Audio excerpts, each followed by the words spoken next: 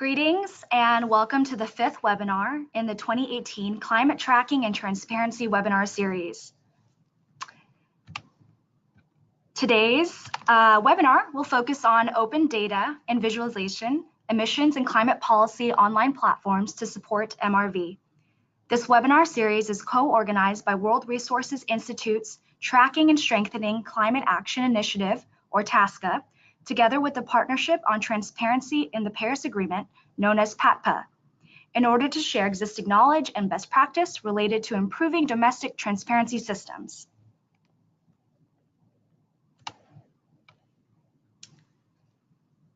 On today's webinar, first I'll provide instructions for participation. I'll provide a brief overview of the TASCA project and PATPA initiative, and will then introduce our panelists. Presentations will be followed by a question and answer session where attendees will be able to submit questions directly to the panelists.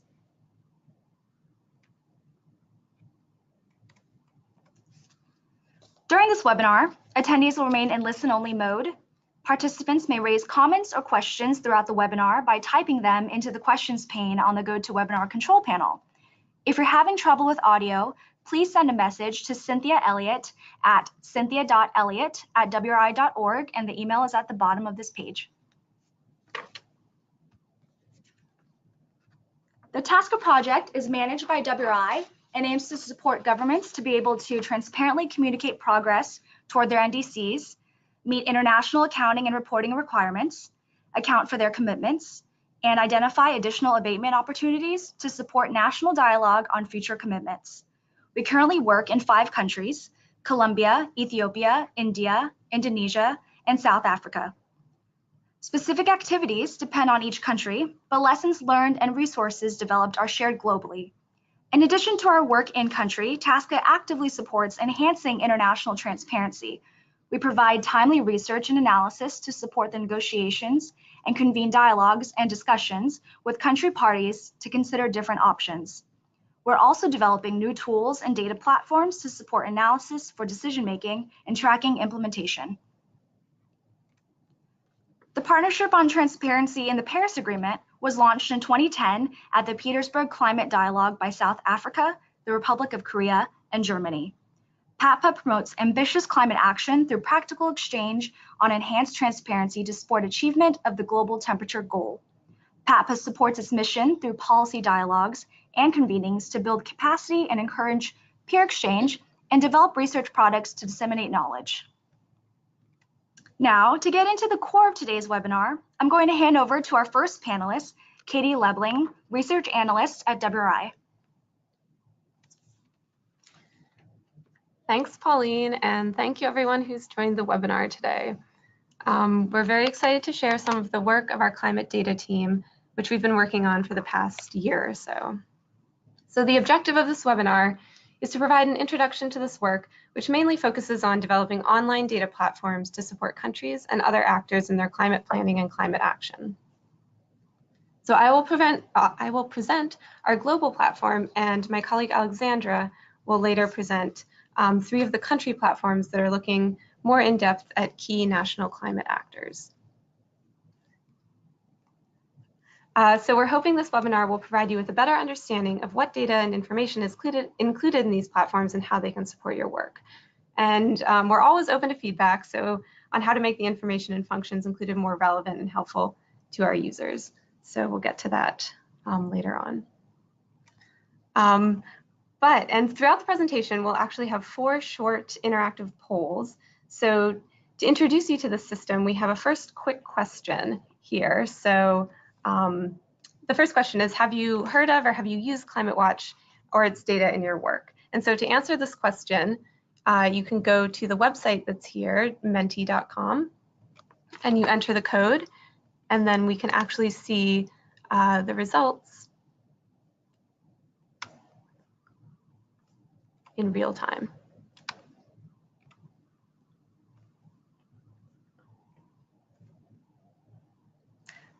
Great, so it looks like some are coming in, and we don't need to wait for everyone to answer. Just to show you how this works, we'll actually have a more interesting question later on, but this is just to show you how this system works.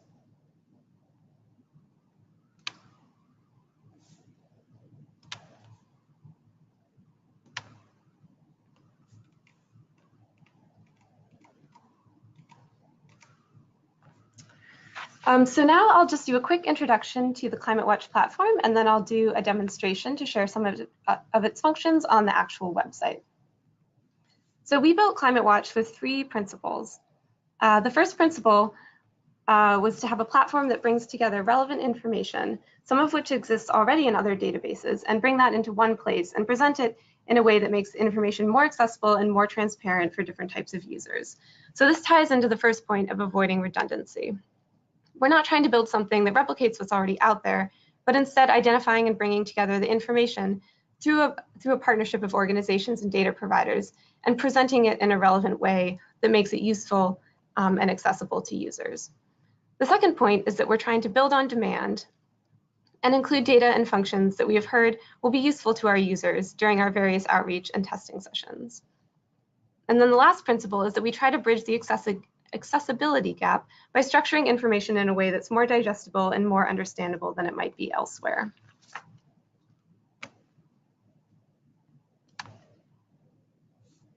The Climate Watch platform has been built and is maintained by a partnership of 11 organizations, whose logos you see here on the slide, led by WRI. These organizations have contributed data and/or feedback throughout the development process over the past year and a half. We've also received generous funding from the organizations and governments that you see listed at the bottom of the slide. So the platform was built with the Paris Agreement in mind, thinking about what data and information national policymakers would need, as well as what other stakeholders like researchers or the media might want access to. So the main modules or different data sets on the platform currently include historical greenhouse gas emissions from 3 different sources, detailed analysis of NDC contents, so the contents of countries' contributions under the Paris Agreement, and analysis on the linkages between climate and sustainable development agendas, as seen through the analysis of the linkages between NDC text and the Sustainable Development Goals. And then lastly, a collection of emissions and economic pathways from different climate modeling groups to show that information in a more transparent, accessible manner.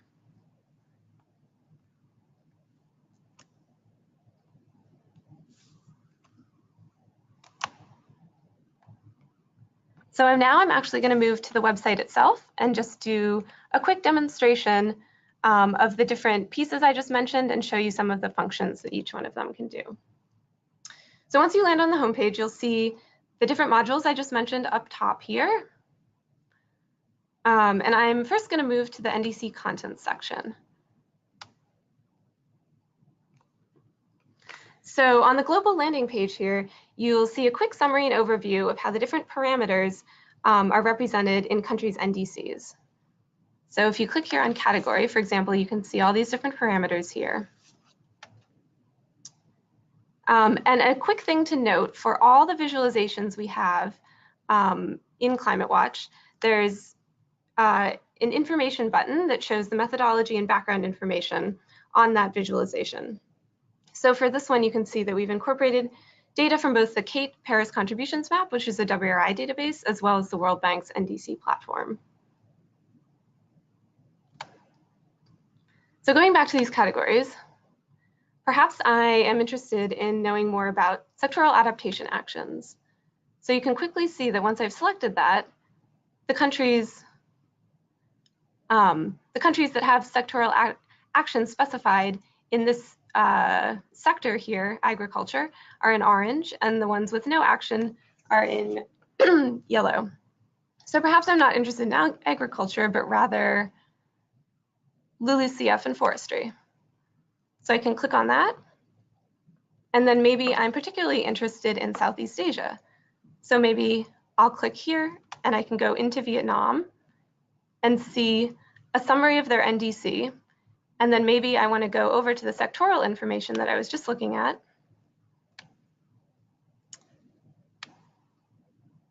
Go down to adaptation commitments. And I can see that their forest coverage sectoral target here is to increase their forest coverage to 45%. So perhaps that's interesting to me, but maybe I also want to compare that to another country. So I can go over where I just clicked in the compare button and add a second country there, go back to the tab that I was looking at before, and navigate down to where I was just looking in reforestation, and I can see that neighboring country Thailand also has a similar commitment, though not exactly the same. So overall, this module gives you a great way to dive in depth on the granular level of these commitments and understand what countries have committed to. So maybe now that I've learned that, maybe I want to go back to where we started, and maybe I want to see which countries have included forests in their NDCs. So this keyword search function will search across all the NDCs, and this map over here will show which countries have included that in their NDC. So I can see Uruguay up here is the first, and they've mentioned it the most. So I can actually click on that, and it should actually scroll you to where that shows up, but I can also just search for it here, and then it'll scroll you to where this shows up in the text of the NDC. So it's very powerful. We've actually taken the text of all countries' NDCs and put them in digital form to make them more searchable, more accessible, more transparent. And then for Uruguay in particular, and a few other countries where they have versions of their NDCs in different languages, that's also accessible here. So you can see it in Spanish. So now I'm going to navigate over to the greenhouse gas emissions module, which is another of the 4 fundamental modules in Climate Watch. So the greenhouse gas emissions module brings in data from 3 different sources: CATE, which is the World Resources Institute's flagship data platform that we've had for about 12 years, global database of greenhouse gas emissions. Second is the Potsdam Institute for Climate Impact Research. And third is the UNFCCC, which is country self-reported data. So this is a great way to see quick visualizations of different types of greenhouse gas emissions data. All of the data is fully downloadable. The whole website is all open data, so if you're interested in downloading this data, you can find it here through all of these.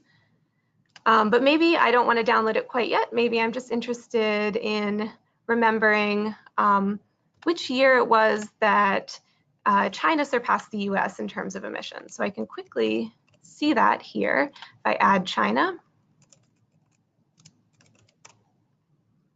And then I add the US, and I can see that that happened between 2004 and 2005. And then maybe I also want to check the PIC database and see how that looks going back to 1850. And then maybe I also want to add India and see how that trend line is looking compared to the other 2. So it's a quick way to see these visualizations, answer these quick questions that people might have. And as with all the different modules on the platform, we're constantly working on improving it, and we're making improvements to this module to make it more fully explorable, increasing the functionality to filter by multiple indicators at once. So we're hoping to do that before the end of the year. And then one other quick module I'll show you here is the country profiles. And these, we have profiles for each party to the UNFCCC. And this is essentially a slice of the data across the rest of the platform, but just at the country level. So the historical greenhouse gas emissions I was just showing you, but this is just for Brazil. And then we've actually added NDC quantification targets here, so looking toward the future. There's quick indicators on adaptation, vulnerability, and readiness, a summary of the NDC contents, so similar to what we were looking at before, but just at the country level. And then lastly, the linkages between the NDCs and the SDG targets. So this is analysis that WRI has conducted, looking at the text of the NDCs and comparing that to the Sustainable Development Goal targets.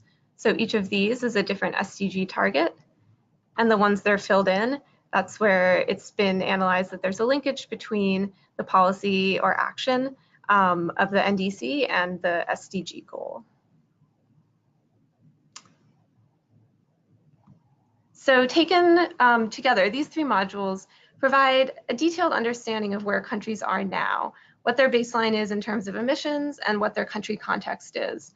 as well as what commitments they've made looking ahead, as seen through the granular analysis of NDC text. So this is taken together the first step in the measurement, reporting, and verification process.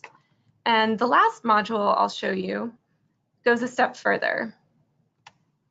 It connects the present to the future commitments through different scenarios. So this pathways module brings together 11 economic models at the global, national, and subnational levels to allow users to explore many more scenarios or future pathways that are under those models. So when you navigate to the module, you're able to select the geographic coverage that you want for this model. So you can see a number of different countries that are covered here and regions. You can select the model that you're interested in and the different indicators that you would like to show on the graph.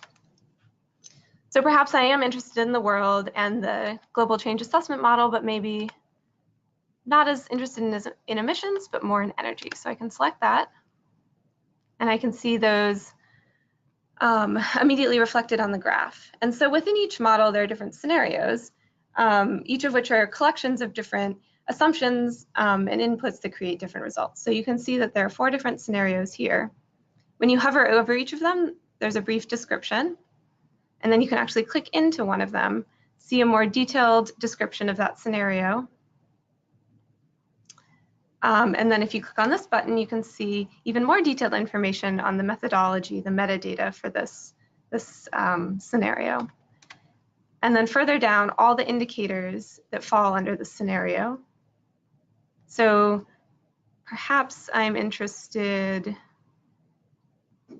in electricity from biomass. I can scroll over here and just click on the little thumbnail, and that will add it directly to the chart. And then we're back where we started in the beginning, but with electricity, biomass selected.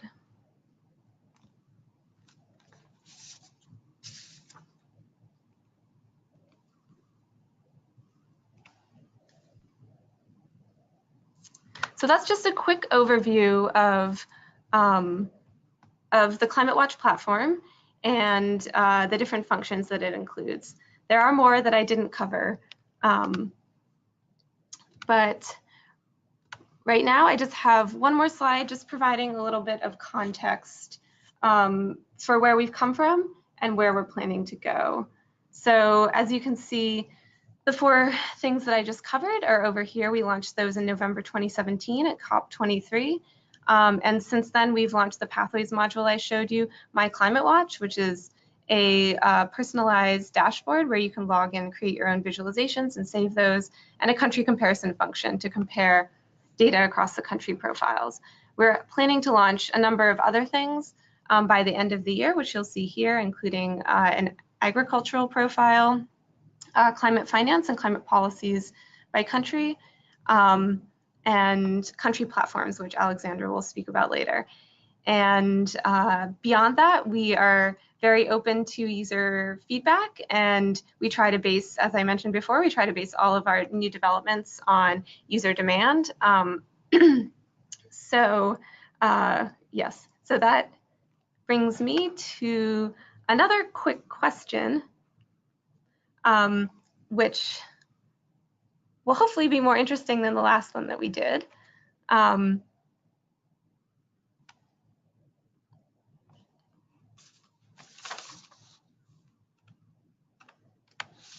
So this question is, what new features would you like to see on Climate Watch?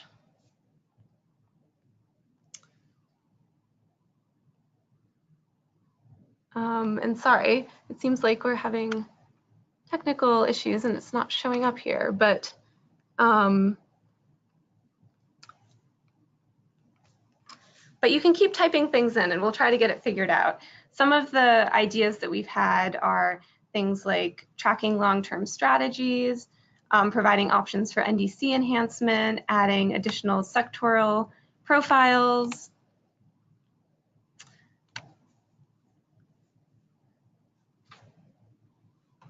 Anyway, we don't have to spend too much time on that. Sorry about the technical issues, but we're always open to feedback, and if you want to send additional emails with these suggestions, we would be very happy to hear what's most useful to you. But in the meantime, I will hand it over to my colleague Alexsandra, who will be able to speak about the country platforms that we're developing.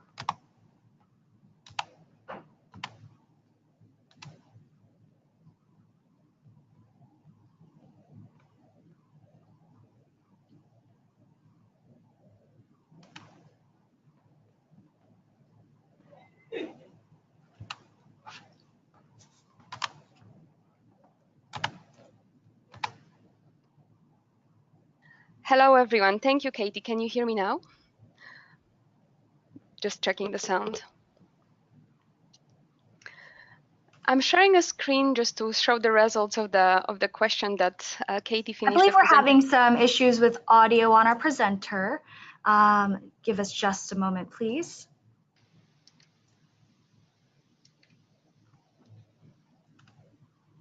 Pauline, can you hear me?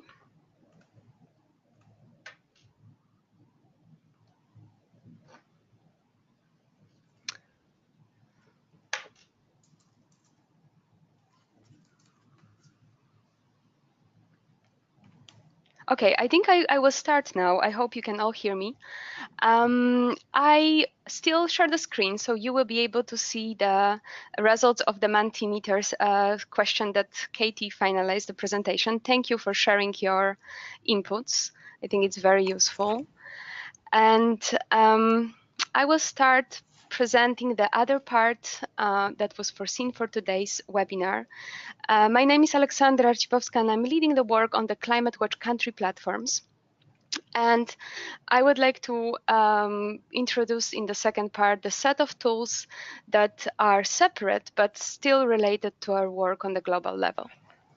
So in the previous part, Katie has presented the country profile, where you could see the curated view of indicators on the country's commitments and greenhouse gas emissions and other elements like adaptation. Everything that we are able to show on the country profiles in our global platform is based on the set of indicators that is standardized and allows for cross-country comparison. This is one of the reasons why we have decided to start working on a country platform, because as you all know, there's lots of data out there on the national level that is being collected, and it's not necessarily put into the standardized format that can be easily compared with other countries. We also thought of working on the country platforms to tell individual stories of different countries, to not only show additional data sets on country and on the national and subnational level, but also highlight the challenges and opportunities of a given country in tackling the climate change.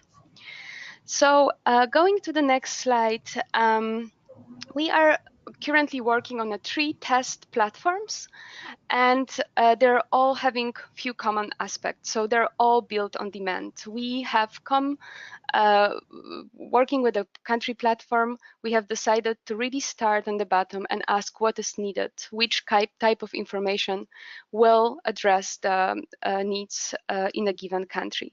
That's why we are working closely with the national partners to develop the country platforms, and we are also conducting very intense consultation to really recognize what will be the use case and what will be value added for each of the platform.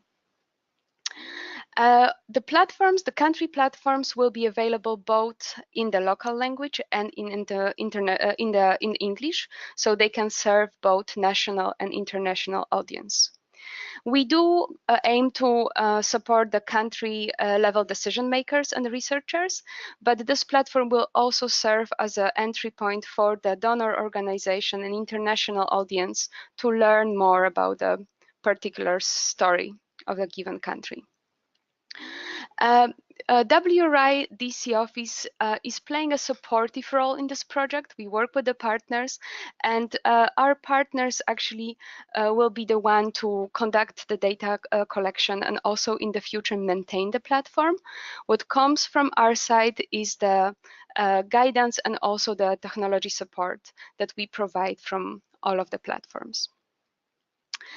So we are aiming to launch the platform. So unfortunately, I won't be able to present the demo as it was done in a previous part, but I will be able to share with you some of the designs and speak about the features and the scope of 3 platforms that we are working on. The most advanced work is in South Africa. We are working directly with the Department of Environmental Affairs in South Africa, who contracted us to develop the platform that will visualize the second biannual update report for South Africa.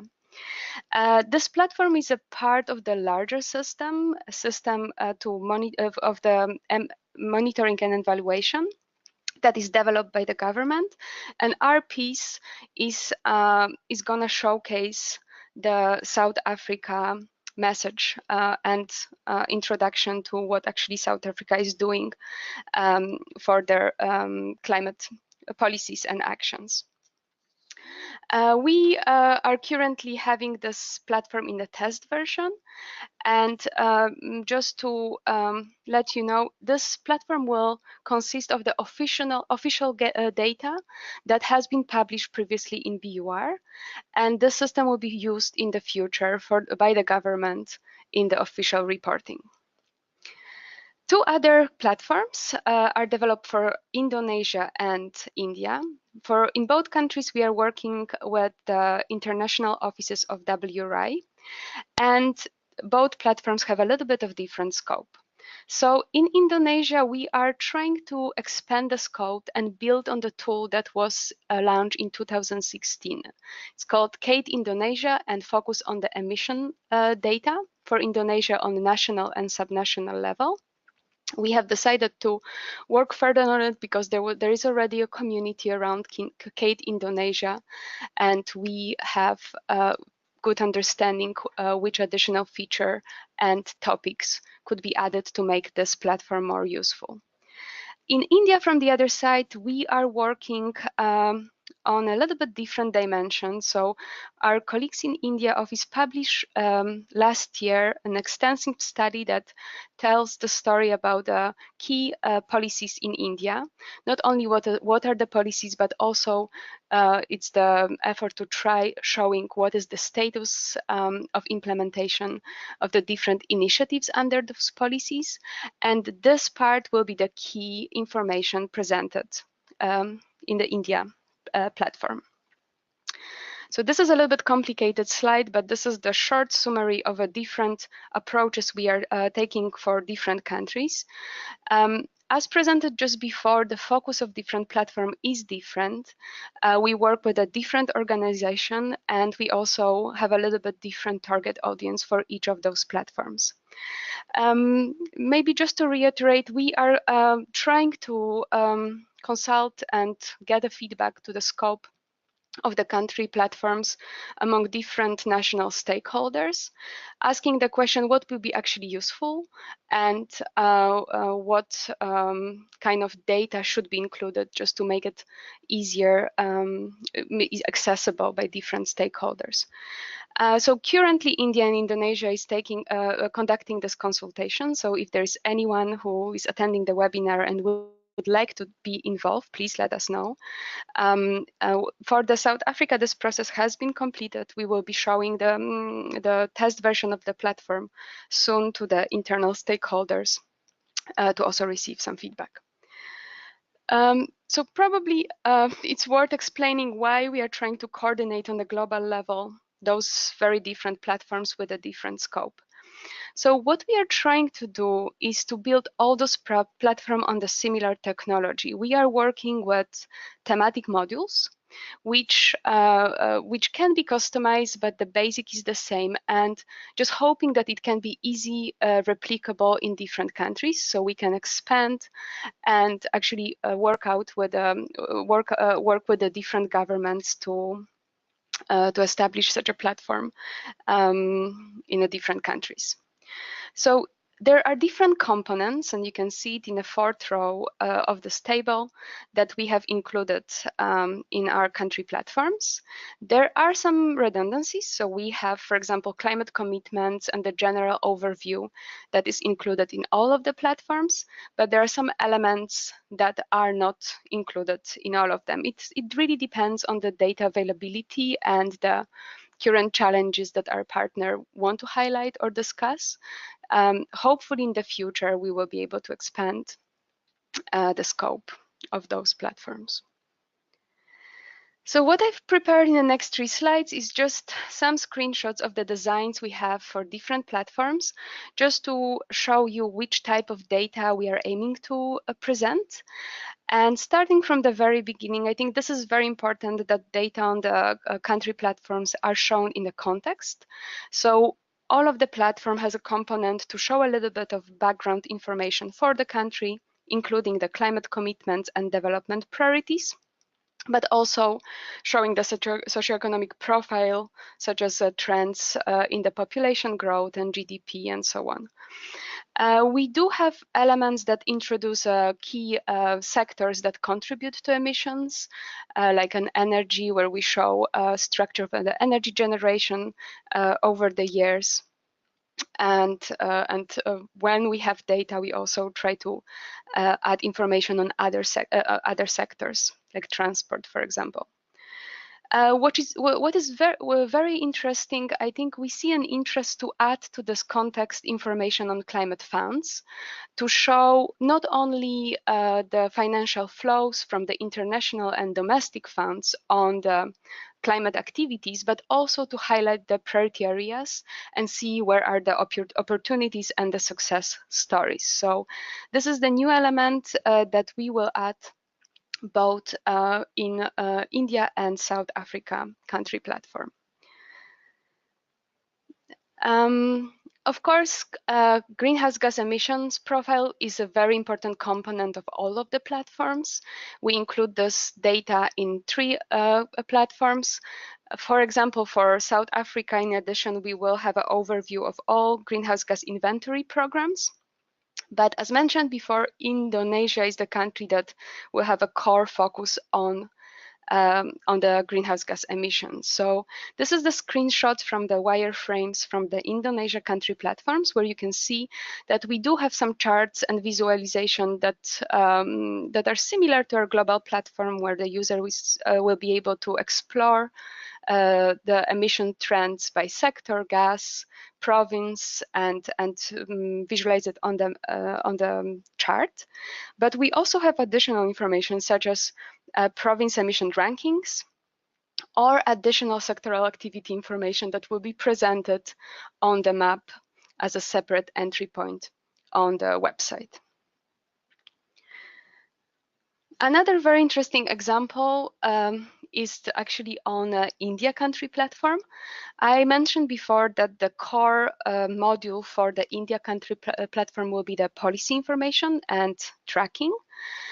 So user will be able not only to access information on all the policies organized by sector that are currently in place in India, but also explore all the information related to the single policy.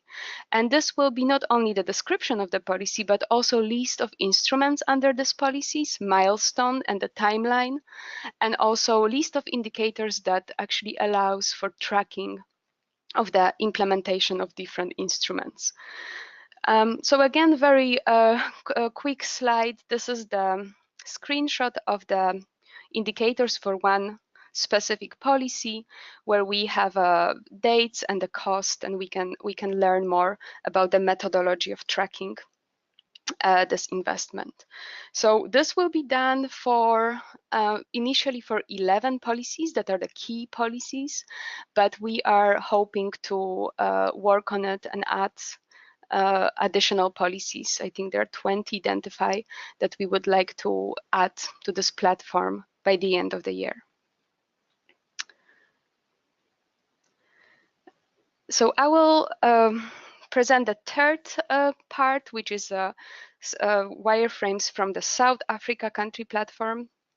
As mentioned before, we are visualizing the report that has been submitted by South Africa, of which very important chapter is the introduction to all mitigation actions and their effects. And we are going to provide the interactive tool that will enable user to not only search for different mitigation actions organized by sector, but also by type of the mechanism and implementation status.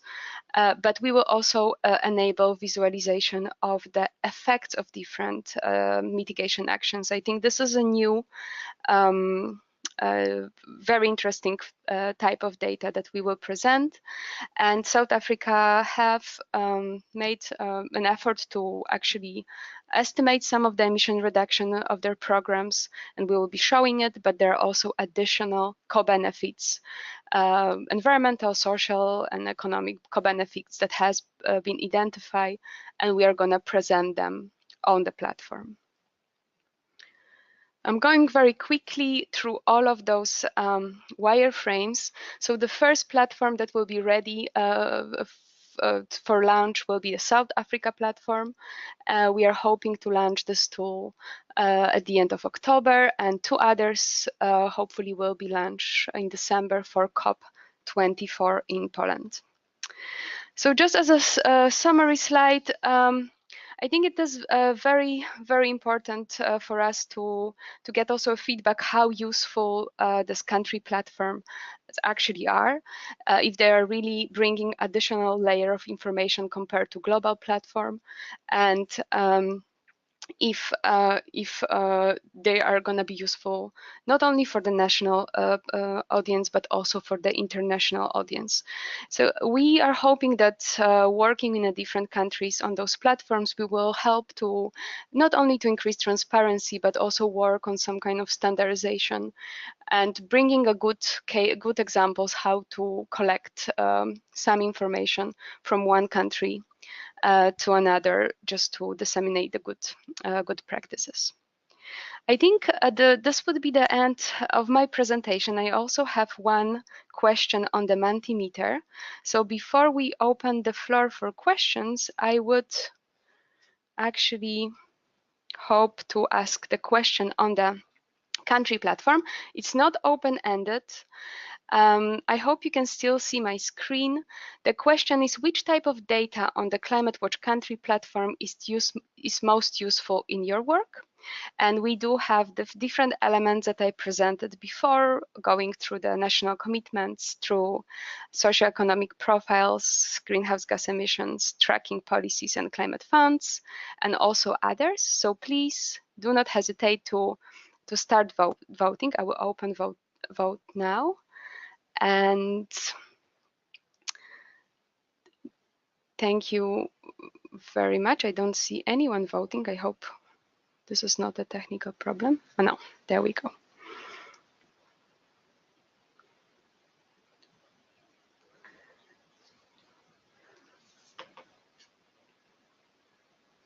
Tracking climate policies for the moment, the most popular, and the climate funds as well.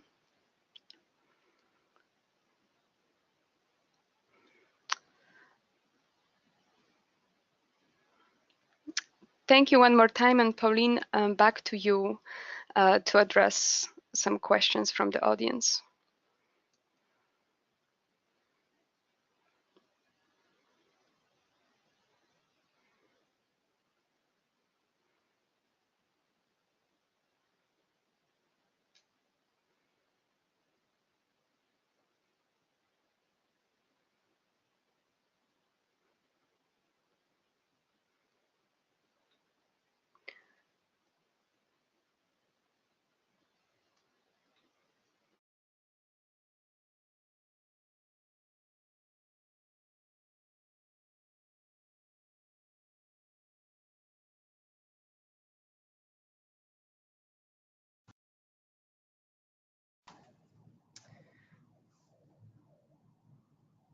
Hi, everyone. So we're going to look through some of these questions that we have.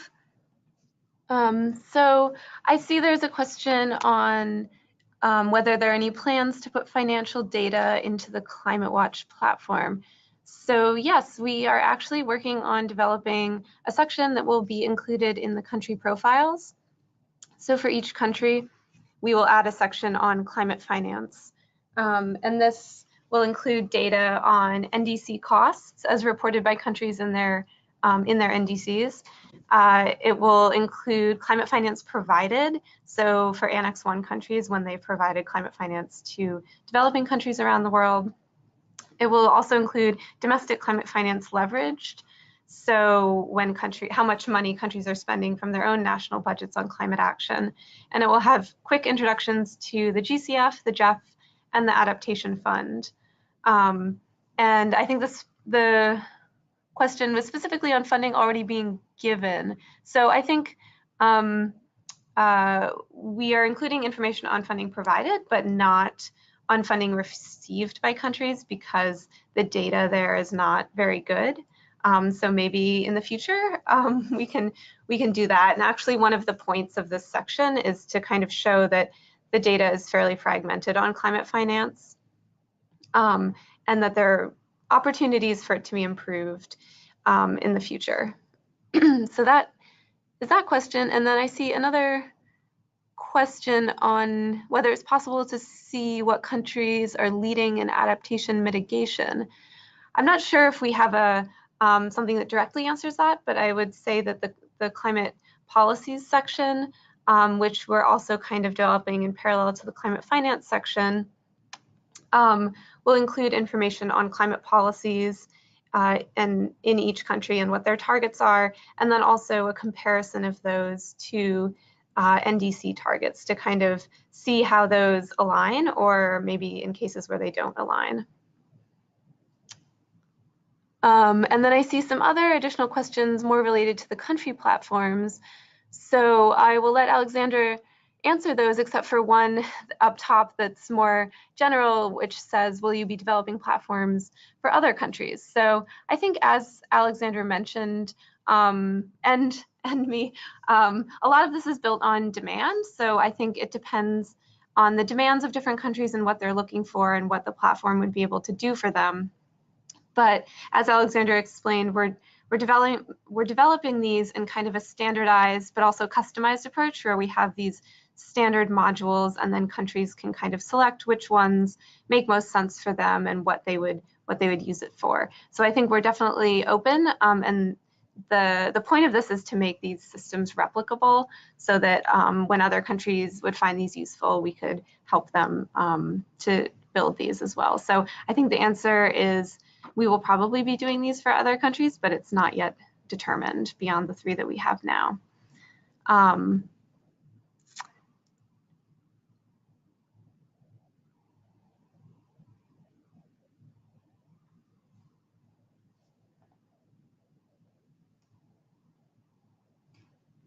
Katie, I'm just going through the questions on the country platform, so I can address some of them. I think what the challenge we are facing is actually to have access to data that can be published in a public platform and share with everyone. So we have to, unfortunately, base on scope on the available data sets.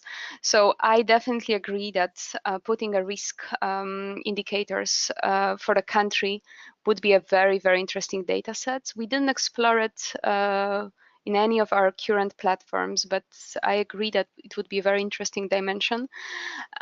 We are just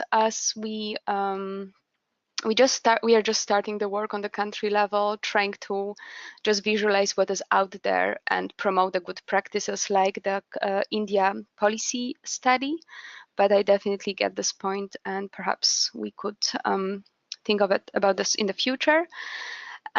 In terms of the cities data, so when we were first discussing the country platforms and we were defining in the theoretical terms the thematic platforms, cities were one of the thematic areas that we thought it will be very interesting.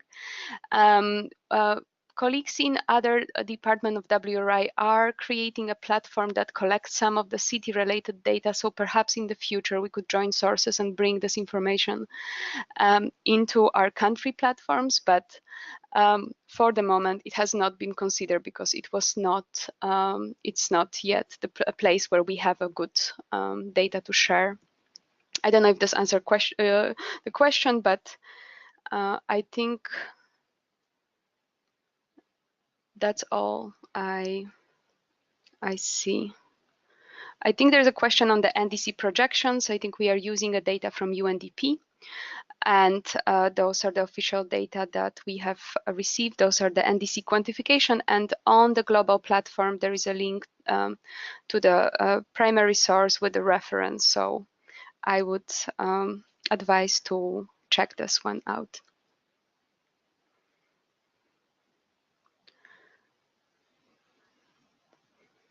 I think that's all from my side.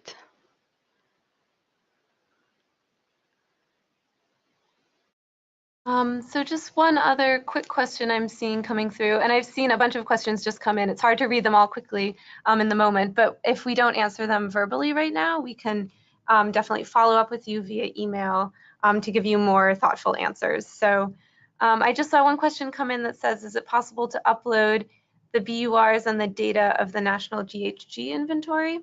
I'm actually not sure now that I am reading it whether that's in relation to the country platforms or in relation to the global platform. But I will mention, since I didn't during the presentation, that on the country profiles for each country, we do have links to all of the UNFCCC documents that the country has submitted, so including the NDCs, the BURs, national communications, etc., GHG, national inventories. Those are all linked to by the country, so you have quick access there.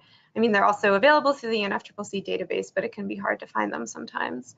And then I guess in relation to the country platforms, as Alexsandra mentioned, they all have kind of different focus areas, but for the South Africa platform, that one is specifically about visualizing the contents of the BUR. So for that one, we do have that data included. So I think maybe for the rest of the questions, we will plan to follow up by email, and we just have a few quick closing words from Pauline. So on behalf of TASCA and PAPA, I'd like to thank our panelists and participants for joining our webinar. We want to note that there are 2 updates on our webinar series. First is a change of date. Our webinar that was originally planned for September 13th on benefits of investing in M&E systems has been rescheduled to October 2nd. So if you already registered for that, you'll receive a notice change email. Please visit our website for further details. Our next webinar is scheduled for September 27th at 9 a.m. And will focus on measuring the effects of policies and on climate change and sustainable development outcomes. This is important to determine which policies to implement, understand whether they are delivering expected benefits, and inform changes to policy design and implementation. This webinar on the 27th will give an overview of guidance for measuring policy impacts, the GHG Protocol Policy and Action Standard, and the ICAT Sustainable Development Guidance. We'll also hear perspectives on assessing policy impacts from the South African government. To register for that next webinar on September 27th, please visit our website listed here, where you can find the latest information. And thank you all so much, and we all hope you have a wonderful day.